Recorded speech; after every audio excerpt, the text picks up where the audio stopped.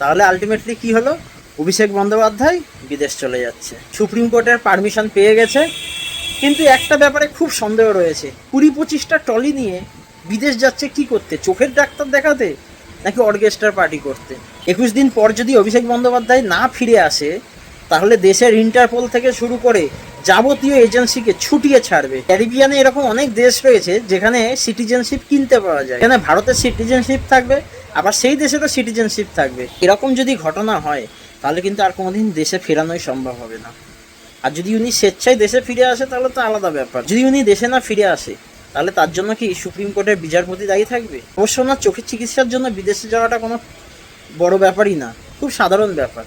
কারণ এখানে আমাদের লোকালে যে কাউন্সিলর রয়েছে তাদের এক একজনের কোটি কোটি টাকা, এত এত বউ রয়েছে, কোথায় কি করে বেড়াচ্ছে তার কোনো ঠিক নেই। সেখানে উনি তো রাজ্যের মানে ফার্স্ট কি সেকেন্ড পজিশনে আছে। মাঝে মাঝে তো আমার মনে হয় মমতা বন্দ্যোপাধ্যায়ের থেকে ওনার ক্ষমতা বেশি। তো সেক্ষেত্রে বিদেশ যাচ্ছে, আবার চার্টার প্লেনে যাচ্ছে, এগুলো তো খুব সামান্য ব্যাপার। কিন্তু যদি দেশে না ফিরে আসে তাহলে কি হবে? আর তাহলে এটাই প্রমাণিত হয়ে যাবে, তোমার যদি পকেটে টাকা থাকে তাহলে কোর্ট, পুলিশ, সিবিআই কেউ তোমার কিচ্ছু বিগড়াতে পারবে না।